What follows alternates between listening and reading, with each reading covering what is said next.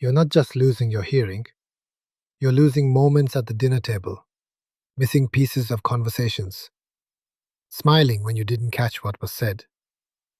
And here's the part nobody tells you: the people you love are losing something too.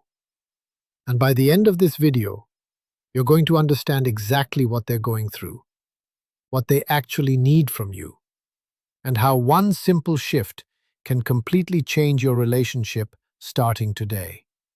Because right now, something is happening, quietly. Let me ask you something. Have you ever nodded just to move on? Have you ever laughed a second too late? Have you ever said, "It's fine," when it wasn't? Of course you have. We all do that. But here's what it looks like from the other side. It doesn't look like hearing loss. It looks like distance. It looks like disinterest. It looks like you're slowly checking out. Imagine this. You're at a family dinner. People are talking, laughing, stories are flowing. You catch a few words here and there. You try to follow, but it's exhausting. So you stop trying as hard. You smile, you stay quiet. Now, from your daughter's perspective, she sees you withdraw. From your partner's perspective, it feels like you're not really there. And that's where the disconnect begins. Not in your ears, in your relationship. And here's the truth most people don't realize: your loved ones are constantly adapting to you. They repeat things again and again. They turn their head to make sure you see their face. They rephrase sentences. They fill in the gaps. They become your interpreter in conversations, at a restaurant, with friends, on the phone. They're doing the work for two people every single day. And at first, they do it with love, a lot of love. They're patient. They support you. They protect you from awkward moments. But over time, that patience gets tested. Not because they don't care, but because they're tired. Tired of repeating. Tired of correcting. Tired of feeling like they're the only one trying to keep the connection alive. And sometimes they won't say it out loud, but they'll feel it. Why won't you do something about this? Why are you pretending everything is okay? Why do I have to push you? And behind those questions, there's something deeper: fear. Because the silence doesn't just reduce sound, it reduces connection. It slowly replaces shared moments with misunderstandings. And here's a hard truth, but an important one. When you wait, when you minimize, when you hide it, from their perspective, it feels like you're choosing distance. Not intentionally, but that's how it feels. And that's where tension grows. Now imagine a different scene. Same dinner, same people. But this time, you say something simple before it even starts. "Hey, I'm having a bit of trouble hearing. Can you face me when you speak?" That's it. What happens?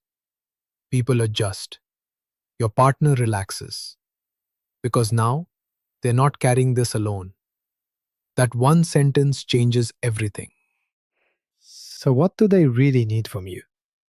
Not perfection, not immediate solutions. They need three things.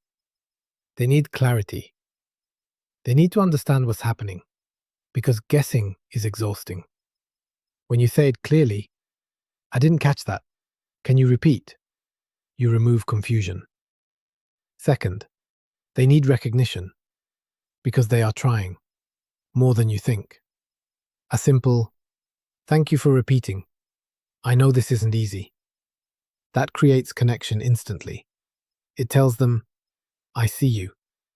And that matters more than perfect hearing ever will. And third, they need to see you move. Not jump, not fix everything overnight. Just move.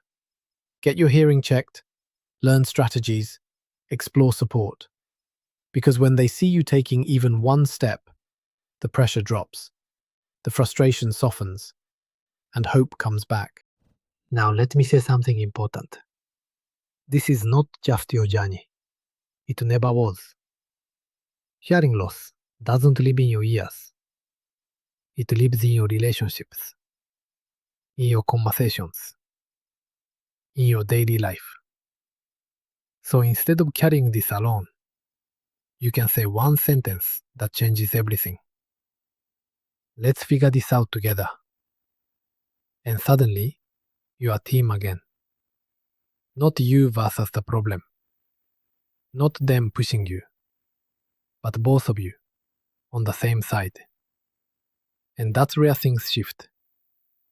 Because the goal is not just to hear better, it's to feel connected again, to enjoy conversations, to be present without pretending, to stop guessing and start living.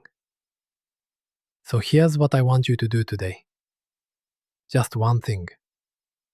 Tell someone close to you, I think I've been struggling more than I admit. That's it. Because that moment, that honesty, that openness, that's where everything begins. You don't need to do this perfectly. You just need to stop doing it alone. Because the silence isn't the real problem. Disconnection is. And the moment you choose connection again, everything starts to come back. One conversation at a time.